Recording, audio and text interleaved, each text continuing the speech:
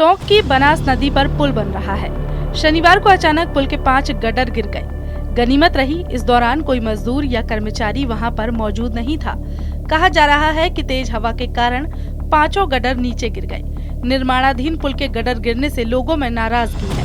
नीचे गिरी है, ऐसे कोई करेन वरेन कुछ नहीं थी यहाँ पे।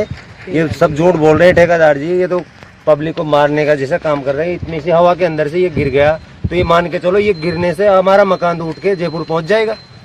इतनी भारी यही है, ये नीचे गिर गया तो मकान का क्या हाल होगा फिर। हम तो यही जानते हैं, बस ये बिल्कुल ठेकेदार की लापरवाही है इसमें।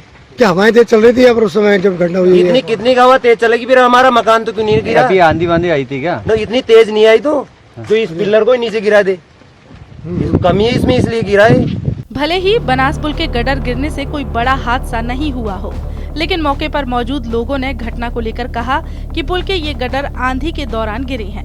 वहीं पुल के कार्य से जुड़े एक मजदूर ने भी कहा कि आंधी के कारण ये हिस्सा गिर गया। उस समय कोई मशीन वहां काम नहीं कर रही थी।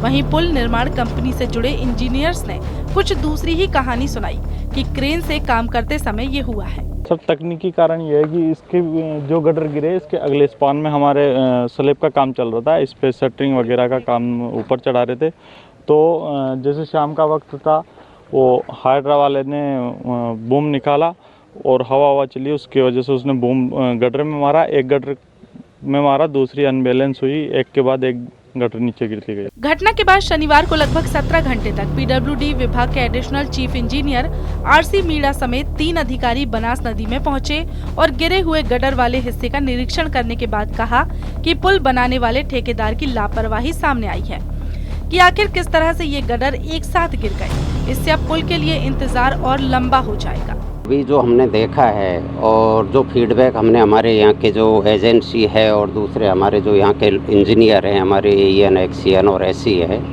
सभी से इसकी जानकारी हमें मिली है। तो इसमें जो बात आई है कि सब आंधी की वजह से, तो वो इतने बड़े गार्डर आंधी की वजह से तो फेल नहीं हो सकते, ये बात सही है।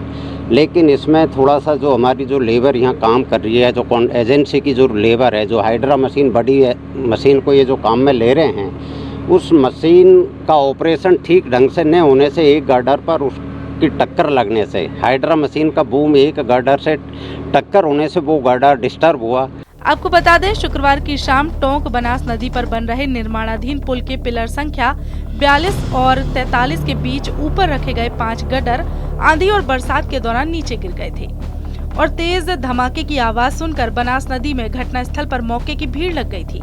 गनीमत रही कि घटना के वक्त आंधी और बरसात के कारण पुल के नीचे कोई नहीं था।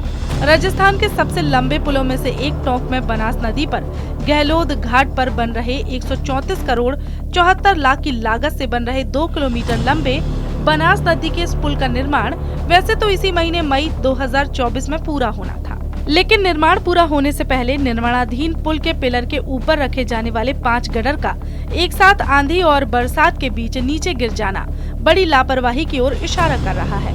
गडर गिरने की घटना में राहत की बात यह है कि जान माल की कोई हानि नहीं हुई, लेकिन सबसे बड़ा सवाल यही है कि इस बड़ी लापरवाही के पीछे बड़ी वजह क्या रही।